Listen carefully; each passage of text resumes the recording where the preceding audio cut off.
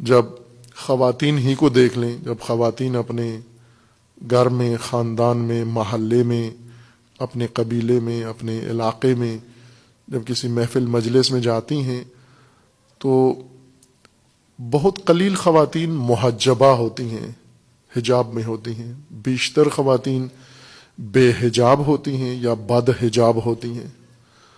اور ان بے حجابوں کے نرغے میں محجبہ احساس کمتری میں اپنے آپ کو محسوس کرتی ہیں. مومن خاتون، متدین خاتون، دیندار خاتون جس نے دینی تقاضے پورے کیے ہوئے ہیں، وہ تنہا نظر آتی ہے. اور صرف تنہا نہیں ہے بلکہ ان کی نامناسب نگاہوں کو محسوس کر رہی ہوتی ہے، ان کے اشاروں کو، ان کی گفتگو کو اور ان کے طعنوں کو، چہ بسا ان کے بعض دیگر استہزائیہ جملات کو بھی اسے محسوس کرنا پڑتا ہے. یہ بے دینوں کے اندر دینداری کے یہی حالت ہے کہ جب بھی آپ بے دینوں کے اندر، فاسقوں کے اندر اور عریان لوگوں کے اندر زندگی بسر کر کے دین بچانے کی کوشش کریں گے، یہی ماحول رہے گا جو اس وقت پاکستان کے اندر ہے. کیوں بیشتر خواتین مسلمان ہوتے ہوئے بے حجاب ہوتی ہیں، بد حجاب ہوتی ہیں، نامناسب اپنا حلیہ بنایا ہوتا ہے، لباس شرم و حیا کا لباس نہیں ہوتا، عفت و حیا ان کی وضقت سے نظر نہیں آتی؟ کیوں ایسے ہے؟ ایسے نہیں کہ یہ بد ہیں، بری خواتین ہیں، یہ بے خبر، جاہل، نادان ہیں، بری نہیں ہیں، اپنی طینت میں اچھی ہیں، اپنی اس مزاج میں اچھی ہیں، لیکن آگاہی نہیں ہے. حجاب دین کا حکم ہے، لیکن اس کا فلسفہ، اس کی حکمت، اس کی غرض، اس کی غایت، اس کا نتیجہ، اس کا ثمرہ اسے معلوم نہیں ہے. خود بھی حجاب اتار دیا ہے، اور جس نے حجاب پہنا ہوا ہے، حجاب اختیار کیا ہوا ہے، اس پر بھی طعنے کستی ہے اور اس کے اوپر بھی استہزائیہ جملے استعمال کرتی ہے. اب یہ ان کی بے خبری کی وجہ سے ہے، اور بے خبری اس وجہ سے ہے کہ مبلغین دین نے ان تک صرف حجاب کا وجوب پہنچایا ہے، لیکن فلسفہ حجاب بیان نہیں کیا کہ حجاب اس دینی تعلیم کا مقصد کیا ہے، حاصل کیا ہے. یہ واقعہ میں چند دفعہ پہلے بھی دہرا چکا ہوں. حج کے ایام میں مکہ معظمہ میں ان حجاج نے تقاضا کیا کہ جب ایک ساتھ ہیں کعبۃ اللہ میں اور زیارت سے ایک ساتھ مشرف ہیں، تو روزانہ درس کا اہتمام کیا گیا، اور ان کے سامنے جو آتے تھے درس کے اندر شرکت کرتے تھے، انہیں حج کے موضوع پر درس دیا جاتا تھا. ایک دن درس کے دوران میں نے یہ مطلب بیان کیا کہ پاکستانی، چونکہ ساری دنیا سے خواتین آتی ہیں اور اکثر ممالک سے محجبہ ہوتی ہیں، ترکی سے جتنی خواتین آتی ہیں وہ ساری باحجاب ہوتی ہیں، انڈونیشیا، ملائیشیا سے جتنی آتی ہیں باحجاب ہوتی ہیں، زیادہ تر مسلمین ان ممالک سے آتے ہیں. ایران سے جتنی خواتین آتی ہیں باحجاب، لبنان و بحرین سے، سعودی عرب سے، حج کے اوپر جتنی خواتین آپ کو لگیں گی محجبہ لگے گی. فقط پاکستانی خواتین ہیں جو حج میں بھی فقط دوپٹہ سر پہ لیا ہوتا ہے، احترام، کعبہ کے احترام کے طور پر شلوار قمیض میں ہے اور دوپٹہ سر پہ ہے، اسی میں پورا حج کر جاتی ہیں. اب ظاہر ہے جب کعبہ آئی ہیں تو اس کا مطلب یہ ہے کہ دیندار خاتون ہیں، یہ اللہ کی پرستش کرنے والی ہے، کوئی شوق اس کو لے کر کعبہ آیا ہے، ورنہ یہ سوئٹزرلینڈ چلی جاتی، ورنہ یہ ملک کے اندر یا ملک سے باہر کسی اور تفریحی مقام پر چلی جاتی. جب خود اپنی استطاعت سے یا اپنے شوہر کی استطاعت سے یا اپنے والد کی استطاعت سے یا کسی کی استطاعت سے یہ آگے یہ حج پر آئی ہے، اس کا مطلب یہ ہے کہ اس کے اندر مذہب ہے، دین ہے، خدا کا خوف ہے، حب خدا ہے، وہی اس کو کعبہ لے کر آیا ہے. لیکن اس کی آگہی اتنی قلیل ہے کہ کعبہ اللہ کے گھر میں آئی ہے لیکن مناسب لباس میں نہیں آئی ہے. کیوں نہیں آئی؟ چونکہ اسے بتایا ہی نہیں گیا. اور حجاب کا اس کو معنی ہی نہیں معلوم. ایک محترمہ اسی درس کے اندر بیٹھی ہوئی تھیں, آشنائی تو نہیں تھی ہمیں فردن فردن کون بیٹھا ہوا ہے, قافلے میں کون ہے اور درس میں کون بیٹھا ہوا ہے. باہر کیف انہوں نے وہ درس سنا اور میں نے یہ بات کہہ دی کہ پاکستانی خواتین دیگر خواتین کی طرح جتنی حاجیہ آتی ہیں باقی دنیا سے اور محجبہ ہوتی ہیں, اے کاش ہمارے ملک و وطن کی خواتین بھی ان کی طرح باحجاب ہوتی, کعبہ میں کم از کم باحجاب ہوتی. انہیں بہت بری لگی یہ بات ان محترمہ کو, اور درس کے بعد آ کر انہوں نے باقاعدہ اعتراض کیا اور سخت الفاظ میں تند طریقے سے اعتراض کیا اور کہا کہ آپ بہت ہی شدت پسند ہیں اور آپ نے یہ بات کی ہے کہ خواتین دوپٹے میں حج کر کے چلی جاتی ہیں. دوپٹے میں حج میں کیا حرج ہے؟ اللہ تو دل کے معاملات جانتا ہے, دوپٹوں سے تو نہیں مربوط. خوب اس طرح کی انہوں نے کافی باتیں کر دیں. قریب ہی ایک چھوٹی سی بچی, شاید 9-10 سال کی عمر کی ایک بچی کھڑی ہوئی ہماری باتیں سن رہی تھی, اور اس بچی نے ایک خوبصورت عبایا, عربی عبا اوڑھی ہوئی تھی. پاکستانی بچی تھی لیکن اپنے والدین کے ساتھ حج پہ آئی ہوئی تھی, ابھی بلوغ کی عمر میں پہنچی اور اللہ نے اسے توفیق دے دی, وہ بھی اس میں شامل تھی. وہ خوبصورت عبایا مقنا اس نے اوڑھا ہوا تھا, اوپر اس نے کالی عبا پہنی ہوئی تھی. اور ان محترمہ کی جب بات میں نے, مجھے معلوم نہیں تھا یہ کون ہے, بعد میں پتہ چلا کہ وہ کسی سیکرٹری یا وزیر کی زوجہ تھیں. ان کے میاں حکومتی اعلیٰ عہدے پر تھے اور یہ خود بھی تعلیم یافتہ تھیں, کسی عہدے پر فائز تھیں. باہر کیف انہیں بہت برا لگا یہ بات کہ آپ نے مکہ میں کیوں کہا کہ خواتین دوپٹے میں آتی ہیں پاکستانی. میں نے ان سے کہا کہ آپ حجاب, آپ وہ استدلال کرنے لگیں کہ حجاب کی آیت بتائیں, حجاب کی روایت بتائیں. مجھے معلوم تھا اب یہ نہیں جانتی تو ان کے سامنے آیتیں اور روایتیں بے سود ہے. میں نے انہیں کہا کہ آپ چھوڑ دیں کہ اللہ نے حجاب کا کیا حکم دیا ہے, رسول اللہ نے کیا دیا ہے, شریعت میں اور فقہ میں کیا حکم ہے, اسے آپ رہنے دیں. مجھے صرف یہ اس سوال کا جواب دیں کہ اس وقت آپ پاکستانی شلوار قمیض میں ہیں اور سر پہ دوپٹہ ہے آپ کے. غیر دوپٹے میں سارا سر تو نہیں چھپتا, وہ خصوصاً جس طرح اڑتی ہیں عموماً خواتین دوپٹہ, تو وہ پورا حجاب بنتا ہی نہیں ہے, سر بھی ننگا, چہرہ بھی ننگا, گردن بھی ننگی. میں نے ان سے یہ عرض کیا کہ آپ مجھے یہ بتائیے کہ یہ چھوٹی سی بچی کھڑی ہوئی ہے حجاب کے ساتھ, آپ اتنی محترم خاتون ہیں, آپ مجھے یہ بتائیں کہ کون باوقار نظر آ رہا ہے؟ آپ باوقار لگ رہی ہیں اس لباس میں یا یہ بچی چھوٹی سی باوقار لگتی ہے؟ یہ سن کر پھر خاموش ہو گئیں, کچھ بھی نہیں کہا اور وہاں سے چلی گئیں. مجھے احساس ہوا کہ شاید اور برا لگا ان کو, پہلے بھی بہت بری لگی ان کو بات, اب مزید یہ تشبیہ یا یہ موازنہ اور برا لگا ان کو. وہاں سے چلی گئیں, اسی کاروان میں تھیں لیکن اس کے بعد میں نے انہیں کہیں بھی دیکھا نہیں, دور دور رہتی تھیں, نہ درس میں آئیں نہ. آخر میں حج جب ہو گیا, ختم ہو گیا, منا کے آخری قیام منا کا آخری دن تھا ظاہراً, تو اس وقت وہ آئیں اور اسی طرح کی عبا میں ملبس تھیں جس طرح کی عبا اس چھوٹی بچی نے اڑی ہوئی تھی, اور کہا کہ میں آئی ہوں, حج ہو گیا ہے اور میں معذرت کرنے آئی ہوں, معافی مانگنے آئی ہوں آپ سے کہ میں نے وہ پہلے دن حج سے پہلے ہی وہ تندی انہوں نے دکھا دی تھی, کہ اس وقت میں نے جو تندی دکھائی اور سختی نامناسب طریقے سے, وہ اس پر میں معذرت کرنے آئی ہوں. تو میں نے کہا نہیں, معذرت کی ضرورت نہیں ہے, بس یہی جو میں نے آپ کو حجاب میں دیکھ لیا تو یوں سمجھیں کہ آپ نے بہت بڑا سفر اس حج میں طے کر لیا ہے. اور کہا کہ وہی جملہ جو آپ نے کہا تھا کہ کون باوقار لگتا ہے, آپ باوقار ہیں اس لباس میں یا یہ بچی باوقار ہے. تو میں پورے حج میں یہی سوچتی رہی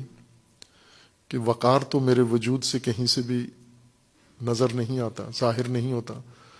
چونکہ میں نے جو حلیہ اپنا بنایا ہوا ہے وہ باوقار خواتین والا نہیں ہے، اور میں جس باحجاب کو دیکھتی تھی اور فوراً دیکھتی تھی کہ میں باوقار لگ رہی ہوں یا یہ باوقار لگ رہی ہے، تو مجھے اسی حج کے اندر ہی یہ احساس ہو گیا، یقین ہو گیا کہ حجاب میں خاتون زیادہ باوقار نظر آتی ہیں. پھر اس نے باہر کا وہ اختتام تھا اور اس نے عاقبت کے ساتھ وہ حج ختم ہوا، اور مثال دی میں نے کہ وہ آشنا نہیں تھی. ظاہر ہے جب حج کرنے آئی ہیں تو دل نرم تھا، اللہ کی بارگاہ میں آئی ہیں، لیکن ایک تقاضا، ایک ادب جو اللہ نے پیش کیا ہے اس کی حکمت سے واقف نہیں تھی. انہوں نے یہ سنا ہوا تھا کہ حجاب یہ مولانا لوگوں نے لازمی قرار دیا ہے، ورنہ عورت اور مرد میں کیا فرق ہے، اور حجاب کوئی ایسی لازمی چیز نہیں ہے. جس ماحول تہذیب سے گئی تھی اس میں غیر ضروری چیز حجاب تھا. لیکن جب انہیں حکمت مشاہدہ کی، انہوں نے نہ سنی، مشاہدہ کی کہ حجاب کی ایک حکمت شخصیت کا وقار ہے، خواتین کی شخصیت کا وقار ہے. آپ مردوں میں بھی یہ دیکھتے ہیں کہ دو طرح کا لباس ہوتا ہے. کچھ مرد ہوتے ہیں جنہوں نے تنگ لباس پہنا ہوتا ہے، تنگ پتلونیں پہنی ہوتی ہیں، ان کے اوپر اور زیادہ تنگ شرٹیں پہنی ہوتی ہیں اور آدھے بازوؤں والی شرٹیں پہنی ہوتی ہیں. آج کل تو ویسے ایک نسل پیدا ہوئی ہے جو پھٹی ہوئی پتلونیں پہنتے ہیں، پھٹی ہوئی نہ ہو تو اس کو پھاڑ کے پہنتے ہیں. یہ نئی نسل پیدا ہوئی ہے، پھٹے ہوئے کپڑے پہن کے، فیشن کا ایک حصہ ہے. خوب ان کے ساتھ ہی اگر ایک انسان مکمل لباس میں ہو، پورے لباس میں ہو، شلوار قمیض میں ہو، اچھی شلوار قمیض سلی ہوئی ہو اور دھلی ہوئی ہو اور استری ہو، تو آپ اس غلیل کو دیکھیں جو پتلون میں پھنسا ہوا ہے، اور ساتھ ہی اس انسان دوسرے کو دیکھیں، کون باوقار لگتا ہے؟ نہیں لگتا. یہ حلیہ نہیں لگتا، یہ غلیلیں باوقار نظر نہیں آتی. جنہوں نے شرٹیں بغیر آستین کی شرٹیں پہنی ہوتی ہیں، بازو ننگے کیے ہوتے ہیں، ہر اندام جسم کا نمایاں کر کے باہر آتے ہیں، یہ بالکل باوقار نہیں لگتے. اوچھے لگتے ہیں، چھچورے لگتے ہیں، ہلکے نظر آتے ہیں، سبک نظر آتے ہیں. اس کے بجائے جب کوئی بچہ ہو یا بڑا ہو، یہیں لاہور میں کسی شادی میں قدیم ایام کی بات ہے کہ شادی کا موقع ملا، ایک چھوٹا سا بچہ 5-6 سال کا، وہ پنجابی لباس میں تھا، خالص پنجابی لباس، دھوتی، چھوٹے سے بچے نے دھوتی باندھی ہوئی تھی، اوپر کرتا تھا اس کے، اور اوپر پگ رکھی ہوئی تھی. اس نے کسی ایسے خاندان کا تھا جہاں یہ روایات شاید ابھی تک باقی ہیں. وہ اتنا اچھا لگا مجھے وہ بچہ وہاں پر اس اپنے مقامی دیسی لباس کے اندر، کہ دھوتی باندھی ہوئی، ظاہر شادی کا لباس تھا اور زیادہ خوبصورت، اور بچہ بھی تھا، اس سے اتنا جچ رہا تھا وہ. میرا جی چاہ رہا تھا کہ اس کی تصویر بنا کے سب کو بتاؤں کہ یہی پہنا کرو، یہ اس میں تم باوقار لگتے ہو، اوچھے اور چھچورے نہیں لگتے. لیکن ماحول تہذیب انسان پر ٹھونستی ہے، یہ چیزیں تحمیل کرتی ہے. یہ متدینین کے گھروں میں آپ دیکھیں، حتیٰ علماء کے گھروں میں بھی ان کے بچے بچیاں بھی یہی لباس پہنتے ہیں جو تہذیب نے انہیں سکھایا ہے، جو ٹھونسا ہے انہوں نے وہ اپنا لیا ہے، اور وہ بھی باوقار لباس پہننا پسند نہیں کرتے. اسی طرح دین کے ہر شعبے میں اگر ہم دیکھیں، متدینین کو شرمندگی کا سامنا کرنا پڑتا ہے.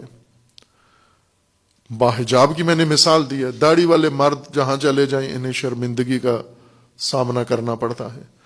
اگر نماز کے وقت کوئی مرد یا عورت محفل چھوڑ کے نماز پڑھنے چلی جائے تو اسے شرمندگی کا، اول تو اس شرمندگی سے بچنے کے لیے اٹھتے ہی نہیں ہے، نماز کے لیے جاتے ہی نہیں ہے، قضا ہو جاتی ہے، یا دیکھتے رہتے ہیں آخری 5 منٹ میں اگر وقت ملا تو پڑھ لیں گے. اگر کہہ دیں لوگوں کو جی وقت نماز ہے، ہم جا رہے ہیں نماز پڑھ کے آتے ہیں، تو عجیب نگاہوں سے ان کو دیکھا جاتا ہے. مسلمان معاشرے کے اندر دینی احکام، دینی ضوابط، دینی سیرت، دینی کردار کیوں اس حالت میں جا پہنچا ہے؟ اس کی ایک بڑی وجہ، ایک وجہ اور بھی وجوہات ہیں. ایک وجہ یہ ہے کہ دین کو اس کی حکمت کے ساتھ پیش نہیں کیا، دین اپنے غرض و غایت اور اپنے فلسفے کے ساتھ نہیں پیش کیا، دین کو فقط ایک ضابطے کے طور پر پیش کیا ہے، فلسفے کے طور پر نہیں پیش کیا۔ اگر دین کی حکمتیں بھی ساتھ ذکر کی جاتی، ہر چیز جو بیان کی جاتی ہے اس کی حکمت بھی ہمراہ بیان کی جاتی، وہی حکمت جو قرآن کریم میں اللہ تعالیٰ نے بیان فرمائی ہے، وہی حکمت جو رسول اللہ صلی اللہ علیہ وآلہ وسلم کے کلام نورانی میں موجود ہے، وہی حکمتیں جو اولیاء دین و ائمہ اطہار علیہ السلام نے ذکر فرمائی ہیں، وہی حکمتیں دین کی جو حضرت زہرا سلام اللہ تعالی علیہا نے پیش کی ہیں، اگر یہ حکمتیں ساتھ بیان کی جاتی پھر رغبت بڑھ جاتی، پھر بے دین کو شرمندہ ہونا پڑتا، مسلمان معاشرے کے اندر فاسق اور فاجر کو شرمندہ ہونا پڑتا، آج مومن کو شرمندہ ہونا پڑتا ہے، متدین کو شرمندہ ہونا پڑتا ہے، اسے اپنا دین باقی رکھنے کے لیے بہت کچھ بھگتنا پڑتا ہے، جھیلنا پڑتا ہے، جبکہ بے دین بالکل آزاد ہیں اور ان کی طرف کوئی ایسی اشارہ یا نگاہ بھی نہیں ہوتی تعجب کی کہ تم تو بڑے بے دین ہو، مسلمان ہوتے ہوئے بے دین ہو، نماز کا وقت ہو گیا ہے تم نماز نہیں پڑھ رہے، خاتون ہوتے ہوئے تم حجاب میں نہیں ہو، مومن مرد ہوتے ہوئے مناسب لباس میں نہیں ہو۔ آج کوئی بھی بلکہ تحسین کرتے ہیں، جتنی عریانی زیادہ ہو، جتنی بے حیائی زیادہ ہو، جتنا لباس نامناسب تر ہو، اتنی تحسین زیادہ ہوتی ہے، بلکہ جن کا لباس نہیں ہے اس طرح کا وہ وہاں سے ڈیزائن اتار لیتے ہیں۔ اگر کوئی عورت کسی محجبہ عورت کسی غیر محجبہ کو دیکھے اور اس کی بے حیائی کے لباس کا باقاعدہ تصویر بنا لے گی، ڈیزائن اتار لے گی کہ میں نے بھی ایسا ہی سلوانا ہے۔ اگر کوئی بچہ جوان کسی دوسرے جوان مسلمان کو دیکھے نامناسب لباس پہنتے ہوئے، اسی طرح سے ڈیزائن اتار لیتا ہے، اور پھر اس کے علاوہ حلیہ جو بناتے ہیں عورتیں مرد، یہ اس وجہ سے ہے کہ دیندار ہونے میں شرمندگی کیوں ہے؟ چونکہ دین کی حکمتیں معلوم نہیں ہیں، دین کے احکام معلوم ہیں، حکمتیں معلوم نہیں ان احکام کی، سوجھ بوجھ رکھتے ہوئے، علم رکھتے ہوئے بھی دین کی طرف رغبت نہیں ہے۔ جناب سیدہ اب اس امت کو جو سختی سے پابند تھی دین کی، وہ لوگ ایسے نہیں تھے جن کو جناب سیدہ خطاب فرما رہی ہیں، وہ دین میں سست نہیں تھے، دین میں لاپرواہ نہیں تھے، دین میں لاابالی نہیں تھے، وہ سب کے سب چونکہ رسول اللہ صلی اللہ علیہ وآلہ وسلم سے بلا واسطہ دین سیکھے ہوئے تھے اور اس پر سختی سے عمل پیرا تھے، ان کے ایک عمل کے نتیجے میں جناب سیدہ نے یہ احساس کیا کہ انہیں دین کی حکمت صحیح طرح سے معلوم نہیں ہے، ان کے اندر دین کے اثرات نظر نہیں آتے، پابند ہیں احکام کے لیکن حکمتوں سے خالی لگتے ہیں، اور حکمتیں نہ جاننے کی وجہ سے اس عمل کے مرتکب ہوئے ہیں۔ دو عمل ان لوگوں نے کیے اجتماعی طور پر، سب سے بڑا عمل اور سب سے برا عمل یہ کیا کہ ولایت کو چھوڑ دیا، ولی کو چھوڑ دیا، یہ سب سے بڑا عمل تھا، سب سے بڑی غلطی تھی۔ اور دوسرا حق سیدہ کو سیدہ سے لے لیا، محروم کر دیا سیدہ کو اپنے حق سے، یعنی فدق سے، سرزمین، وہ ملک جو باغ تھا کھجوروں کا اس نخلستان سے جو رسول اللہ صلی اللہ علیہ وآلہ وسلم نے ہبہ کیا تھا، اسے لے لیا بی بی سے۔